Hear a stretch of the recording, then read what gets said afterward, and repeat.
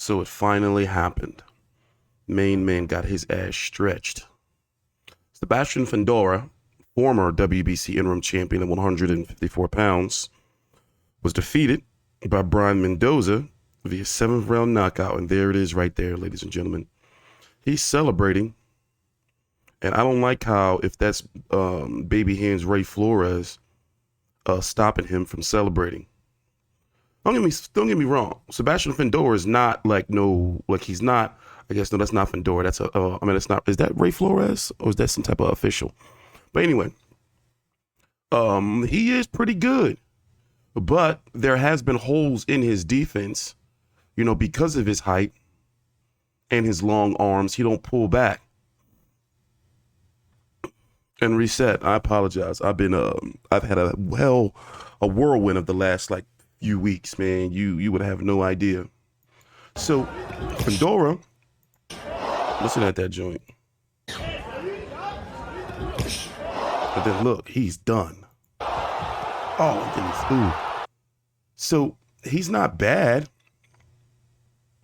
but I didn't expect for him to be a reigning champion. He can be a champion, as he become, but not, an interim champion. But I didn't expect for him to be the type of champion that would be able to, collect multiple belts and reign, especially as a competition went up.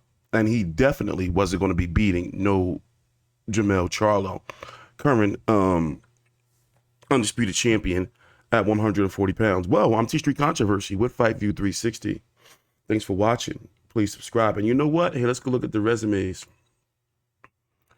I didn't like this fight when it was first announced because I was like, this is just your showcase fight. Brian Mendoza had beat and retired Jason Rosario. Lost to Jesus Ramos, Larry Gomez. But overall, he's not a bad fighter. And Fundora is not known, get these damn ads off of here. Fundora is not known to be a menacing presence despite his height. You see what I'm saying? But boy, has this fucked up some things for PBC and good old Samson. So will there be a rematch clause? Because now that kind of frees up Jermell Charlo regarding more time to not have to fight as mandatory, because Jermell Charlo is supposed to be fighting Tim Tszyu next, but we don't know when Jermell Charlo is supposed to be back. And there's some rumors that were circulating that Jermell may fight an interim fight before he fights Tim Tszyu, because he's coming off of a long layoff and a hand injury. In fact, how long has Jermell Charlo been off? I'm sorry, listen, I'm getting back into the swing of things with boxing, and frankly, I wish I can go into details, but I had some personal shit I had to take care of. So over the last 3 hours, I did watch all of these fights. It's just that I watched them from the couch. Let's see. That was May of last year. All right, cool. So it's already going to be a year next month. But the way things are now is I'm predicting that Jermell Charlo is going to come back and fight his IBF mandatory, longtime IBF mandatory, Bakram Murtazaliev, and then fight Tim Tszyu later on this year. Israel Madrimov fought on YouTube on the Bam Rodriguez. Oh man, and I gotta watch that card. That's the only card I didn't get to watch is Bam Rodriguez. I only watched it before the bell, but I didn't watch the main card because watching UFC, last night between the top ranked card, which was the weaker of all the cards, by the way, the top ranked card, UFC, Showtime, and then the Zone, that's brutal on a journalist. It's brutal. But now it's Fundora kind of been exposed. But then again, was he really exposed? Because when you think about it, what was that fight that a lot of people thought he lost? We'll get this off my screen. It was Jamonte Clark fight. He was getting touched up. I don't remember if people thought he lost, but he was definitely getting touched up.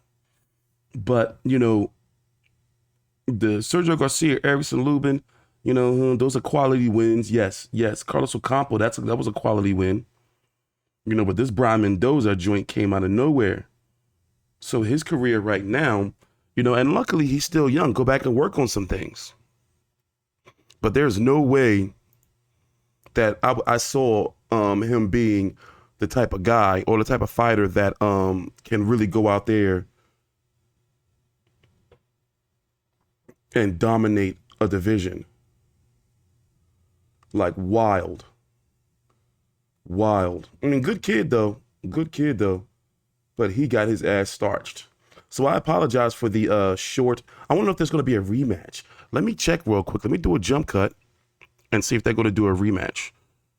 It's April now, and last March I was a swing belt after the Sue versus Gaucher fight. Nobody cared that I was on the card or whatever. I only have video of that big knockout because of my friends putting it on Instagram Live and some of the fans. And now just a year later, just the nonstop work, get the right team around me. Like I keep saying, Ismael Salas, the brains, Tony Brady, and my assistant coaches, like Sky Hernandez, Fernando Diaz. It's a whole team. We're just always going at it, grinding. And I feel like I'm unstoppable. You might be able to win a couple rounds and everything, but I'm not going to stop coming at you and emptying that clip. They call me La Bala for a reason. Jorge Hernandez, SWFight.com, Albuquerque. Let me read you this list. Bob Foster, Johnny Tapia, Danny Romero, Austin Trout, Holly Holm, Angelo Leo, Brian Mendoza. Bro, it's real, man. From New Mexico, it's a small little town. We're not supposed to get out here. I took the risk. Me and my family up and left, from Albuquerque. We went to Las Vegas. And I just knew there was a next level I needed to take. And, I wanted to thank Fidel Maldonado, my original trainer. He got me to 16-0 before I even left New Mexico. They put that fire in me, from New Mexico. Like I always say, I got green chili in my veins. If you're from New Mexico, you know what that means. But it's just that fire inside me was always instilled in me.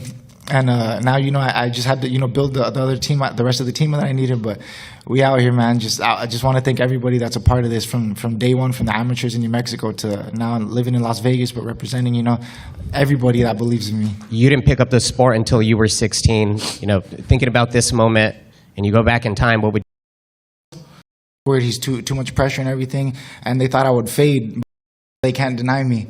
So first is like a year ago, nobody cared who I was, nobody cared what my name was, but I'm here. You can't deny me now. Let's get it. And like I said, I'm the easiest fight to make. They called me in 10 days to fight Jason Rosario, a former unified world champion. Took that fight at 160, even a weight class higher. They wanted him to be comfortable at his weight. I took it. You saw the results on that one. They called me for this one, the boogeyman of the division. That it's too awkward. He's too much pressure and everything. And they thought I would fade, but I think you saw there's no more fade. People would rely on that. The time to beat me was back. That old Brian is dead and gone. This is a new monster you see in front of you. Thank you. Congratulations. Thank you. Steven Guarino, KOR Sports. Congratulations, Brian. Thank you.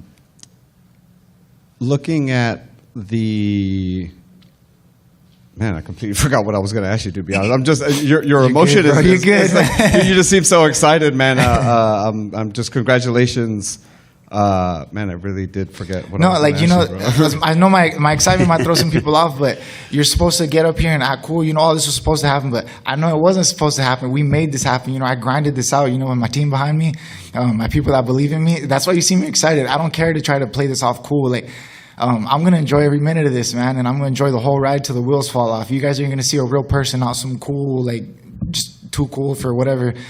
You're going to see, the full enjoyment, man. I don't care about acting too excited, jumping up and down after I knock someone out. This is the real me, man. You guys will get to know me now. I remember, brother. That's awesome, brother. I wanted to ask you, what was Ismael Salas telling you kind of leading up to the knockout? Because it seemed like you said, you were taking some shots, but it wasn't affecting you too much. But I kind of saw him yelling from the corner. What was he telling you? The first, I don't know how the rounds were scored. I even lost track of the rounds. I even asked, I think before maybe the last one, I said, what round is it? Because I was trying to keep the momentum, the pace in my head. But I feel like I won some of the early rounds, and then I know he started just getting the volume off. I know he won the last couple rounds, but it was just keep going. Salas stays calm. He's a master in the corner. He knows how to stay calm and just keep you going. He would just tell me, hey, that was good, but you did this and this wrong.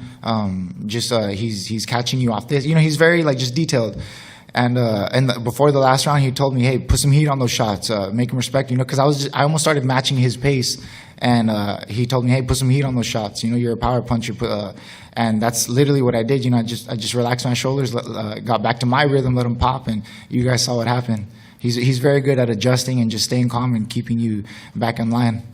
Real quick before we get to Jorge, I want to let the audience know, I don't even know if you know this, the scorecards at the end of 6 were 60-54 on 2 scorecards in favor of Fundora. The other one was 59-55. So you getting that stoppage was certainly advantageous. Jorge, your question. Yeah, I was going to. Damn, he was losing. But yeah, now it's going to be interesting to see, I'm guessing, do they just straight say, we're going to rebuild him because he was willing to fight? Or do they go straight for the rematch? PBC has been very aggressive with their matchmaking. I'm not going to say this was an aggressive match. This was supposed to be, in my opinion, a stay busy kind of build-up fight for Sebastian Fundora. As you know, as he said, Brian Mendoza already said that he was supposed to be like clear the B-side. Like they called him on like late notice for type of shit, But shout out to him. And boxing needs these type of upsets sometimes, especially when it comes to guys that wasn't supposed to win. Thanks for watching. Please subscribe. On the way to the next video.